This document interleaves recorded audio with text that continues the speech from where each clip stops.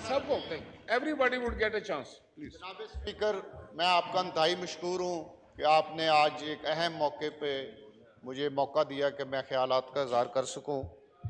जनाब स्पीकर, आज वज़ीर आज़म साहब ने जो तकरीर की है, वो तकरीर वो कहाँ से शुरू हुई, उसके पीछे क्या स्टोरी है, वो कम से कम जहाँ तक मुझे याद पड़ता है उस दिन शुरू हुई थी जिस दिन एक मुंतखब वज़ीर आज़म को, जनाब शहीद जुल्फ़कार अली भुट्टो को इसी अदलिया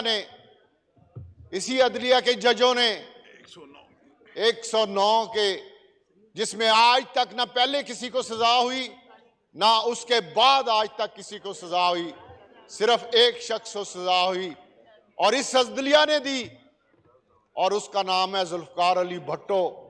लेकिन उसके बावजूद पाकिस्तान पीपल्स पार्टी ने वो कदम नहीं उठाया जो आज एक लाडला कदम उठा रहा है। वो कदम पाकिस्तान पीपल्स पार्टी ने एक अजीम लीडर की कुर्बानी के बावजूद, जिसने एटम बम बनाया, जिसने इस्लामी सरबराही कॉन्फ्रेंस कराई, पूरी दुनिया में मुसलमानों को एक प्लेटफॉर्म पे इकट्ठा किया, इस लाडले ने तो 4 साल में किया ही कुछ नहीं, सिर्फ अदारों का बेड़ा गर्क किया, सिर्फ गोगी की परवरिश करता रहा। लेकिन उस जुल्फ़कार अली भुट्टो ने, जो एक अजीम लीडर था पूरी मुस्लिम कम्युनिटी का, उसको भी इस अदलिया ने तख्तादार पे लटकाया। उसके बावजूद ये रवैया अख्तियार नहीं किया गया। पीपल्स पार्टी ने बड़े हौसले और सब्र से इसका मुकाबला किया। उसके बाद फिर मैं उस अदालत में मौजूद था जब एक खत ना लिखने पर, मैं बतौर एक सियासी कारकुन उस अदालत में मौजूद था जब एक खत ना लिखने पर इसी अदलिया ने एक साजिश करके, एक साजिश के जरिए एक मुंतखब वज़ीर आज़म को नाअहल करार दिया। और उसके बाद अल्लाह ने आपको मौका दिया और आपने भी उसी जुर्रत और हिम्मत के साथ, उसी जुर्रत के साथ जिस तरह साबिक वज़ीर आज़म यूसुफ रज़ा गिलानी साहब खड़े थे, आप खड़े रहे। मुझे इस चीज़ का पता है कि आप पे भी बेपनाह दबाव था, लेकिन आपने इस दबाव को कबूल किया और इसका डट के मुकाबला किया। लेकिन आज हमारी बदकिस्मती है कि हालात ऐसे हो चुके हैं कि एक लाडले के लिए रात के 12 बजे भी अदालतें खुल रही हैं, सुबह के 12 बजे भी खुल रही हैं, शाम के 6 बजे भी खुल रही हैं। वो पुलिस के 70 लोगों को पेट्रोल बम मारे, कलाशनकोफ की गोलियां मारे, उन पे लाठियां बरसाई जाएं, उन्हें अगवा किया जाए।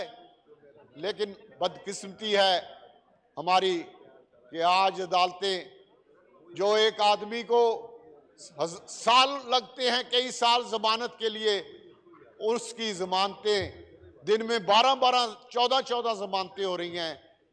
और उस सब, पहले वो किसी और का लाडला था, पहले वो आज जिनको पुकार रहा है उनका लाडला था, आज जिनके खिलाफ बातें कर रहा है, जनरल बाजवा के खिलाफ जो बातें कर रहा है, जिसकी ये पैदावार है, जिसने इसको पैदा किया, जिसने इसकी परवरिश की, उसके खिलाफ ये बातें कर रहा है। ये मौसम कुश आदमी है, ये आदमी किसी को बख्शने वाला नहीं। आज ये अदालतों के पीछे छुप रहा है। मैं समझता हूं कि ये बहुत खुश आइंद बात है। कल का फैसला पूरी कौम के लिए एक खुशखबरी है। कल का फैसला पूरी कौम ने उसको वेलकम किया है और पूरी कौम को ये एहसास हुआ है कि इस मुल्क में अब अदलिया भी ये सोचने पे मजबूर हो गई है कि यहाँ पे कोई लाडला नहीं। ये मुल्क 22 करोड़ अवाम का है। ये मुल्क सबके लिए एक जैसे कानून के लिए जब बनेगा तो उसकी तरफ आज जो हमने कदम बढ़ाया है, मैं इसको वेलकम भी करता हूं। और ये मैं पूरी कौम से और इस मुअज़्ज़ज़ हाउस से ये दरख्वास्त करता हूं कि आज जो कदम अदलिया की बका, अदलिया की आज़ादी और अदलिया के खुद मुख्तार फैसलों के लिए और एक आदमी की हुक्मरानी के खिलाफ जो आज एक कदम उठाया गया है, पूरा हाउस इस कदम पे साबित कदम रहे और साबित कदम रह के हम सब ने यह साबित करना है कि हम आज़ाद अदलिया के साथ हैं। हम किसी एक जज के साथ नहीं, हम पूरी आज़ाद अदलिया के साथ खड़े हैं और इंशाल्लाह खड़े रहेंगे। बहुत मेहरबानी, शुक्रिया। जनाब साले मोहम्मद साहब।